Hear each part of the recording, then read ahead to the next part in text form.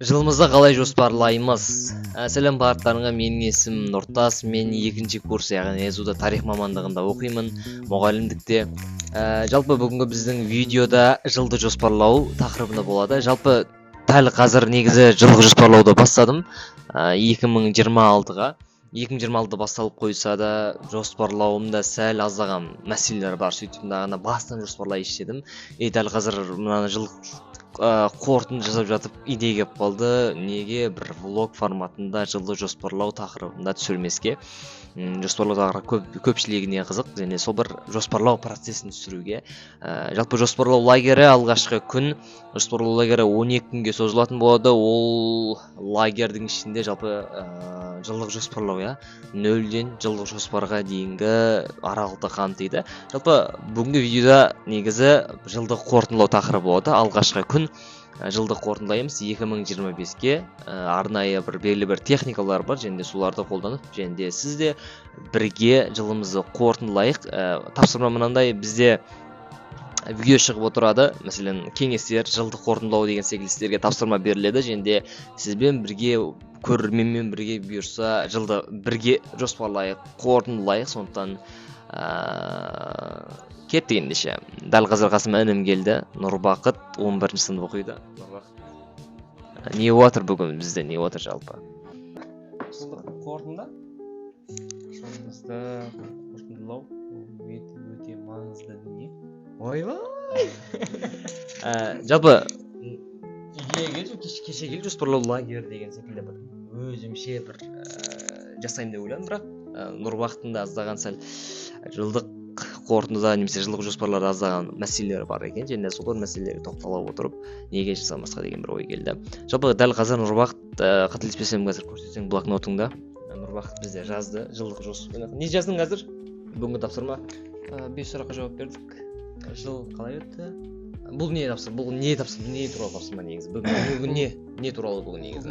Жылды қорытындылау. Жылды қорытындылау, Қалай ойлайсың, неге қорытындылау керек жылда? Жоспар ең алдымен дұрыс болу үшін ең алдымен қорытынды дұрыс болу керек. Сабақ алу керек, қателіктерден деген сияқты дүниелер бар. Тамаша. Қалай болды негізі? Қалай екен? Жалпы менің 5 сұрағымда жауап бердің, жалпы бір қандай бір сезімде болды, немесе бір қандай бір ой түйдің, қорытынды қалай болды? Бір 25 минут болды бізде уақыт берді. Андай жоспарлайсың ғой, қорытындайсың ғой өзіңше бүйтіп мимен қорытындыладым, ой болады андай. Инсайт. Бірақ андай жазған бөлек болады екен. Жазған бөлек. Көзге көрінеді, әшіммен деген сияқты нәрселер. Мен де дәл қазір жаңа жаздым, көрсетемін. Ең жарысына келдім 1,5 бетке. Әлі бірінші сұрақта отырмын, 25 минут бойы ойландым, саған жылымда мынандай дүние болыпты ғой. Мен ноутбук алғандығым есіме түсті, тісімді емдеткенім, жоспар құруды үйренгенім, бәрі есіме түсіп жатыр, саған деп қаласың. Расымен де жақсы өтіпті деген секілді сенімділік пайда болады. Немесе қазір бізде тағы екінші дүние бар, ол визуализация, яғни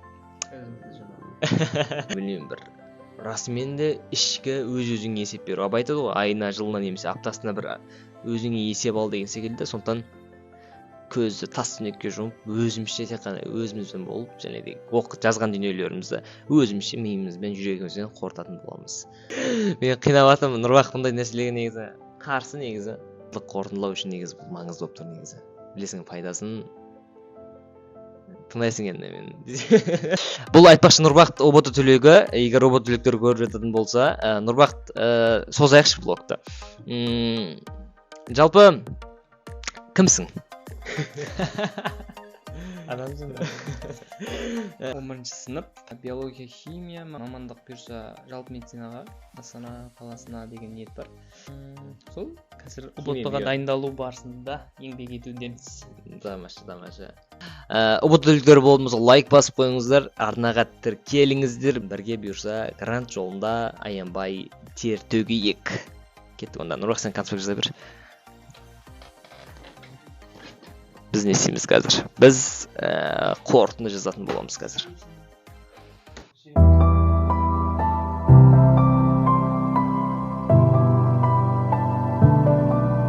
Қазір біттім 5 суракка жооп берип корутунду жасап өтө күчтүү болду.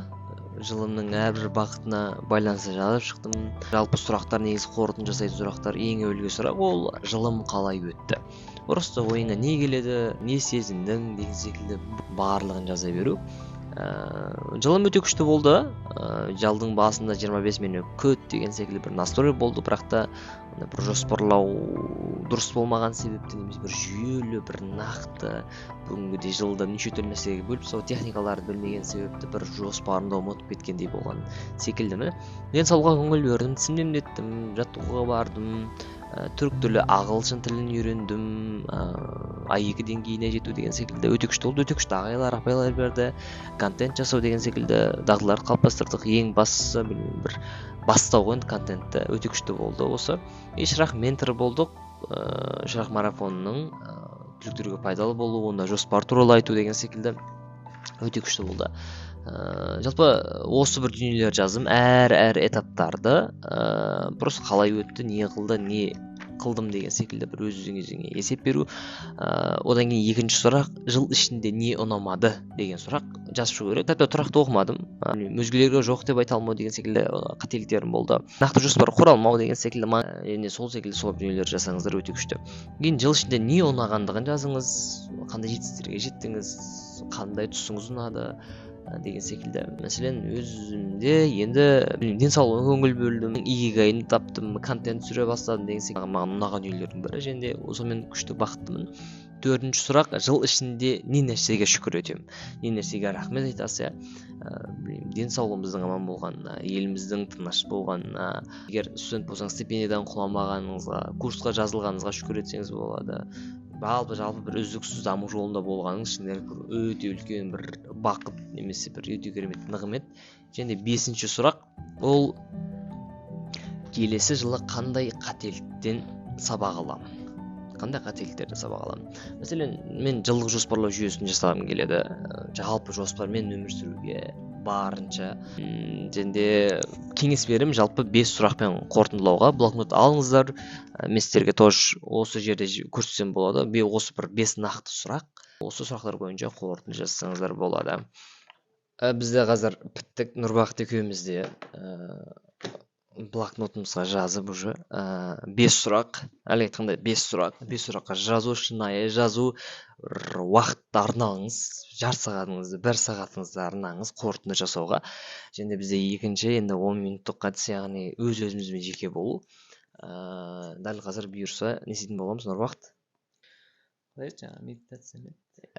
Сондай секілді енді көзімізді жұмып, бір жазған дүниелерімізді еске түсіреміз, анализ жасаймыз, қандай қателіктер болды, қандай не ұнады, қандай кемшіліктерің болды, кейде ұйықтап қалған кездерің бар. Не үшін маңызды? Өйткені біз саралаймыз, біз сезінеміз, біз сезінген нәрсені ұмытпаймыз. Сондықтан сезінуге тырысатын боламыз. Дәл қазір музыка қосып қойдық, бір мелодияны қосып қойдық. Қазір бұйырса не істейміз? Қорытындылаймыз, сонда кеттік онда. Бізде 10 минутқа таймер қоямыз. 10 минут әр адам өзімен бірге болады. Қорытынды жасаймыз онда. Нұрбақыт, біз сәл сәтсіз болып кетті, 1 минут өтіп кетті. Не ап күлдің? Күлкілі кездер еске түсіп кетті дейді. Тыныш отыр кет басын. Ұйқысы несі? Ерекше андай болды. Мотивация немесе бір жылыңның бекер өтпегендігі, бір әрекеттерінің бекер емес екендігін бір аңғартқандай, бір өзімді әлемдегі ең бақытты адам сезінгендей болдым негізі. 2025 андай болған еді, бір көңілсіздеу болған ема, 2025 жетістікке жетпедім деген секілді, бірақ та шынымен бақытты кезеңім екен 2025 үшін. Қателіктердің өзі андай бір қателік деп қарасаңыз, бірақ андай жаңа мүмкіндіктерге жол ашқан байқамайсың. Сен қателесесің, бірақ бұл қателіктен сабақ алу өзі бір үлкен жетістік болды. Жақсы болды. Не айтасың, Нұрбақыт? Керемет. Қорытындылау, әрине бұдан да күрделірек етуге болады, бірақ басқа күшті деп ойлаймын. Тапсырманы жасасын ба? Көріп жатқан, влог көріп жатқан көрермен керек пе? Міндетті түрде жасаңыздар деп ойлаймын. Өздеріңіздің дамуларыңызды қаласаңыздар, қорытындыларыңыз күшті болуы шарт.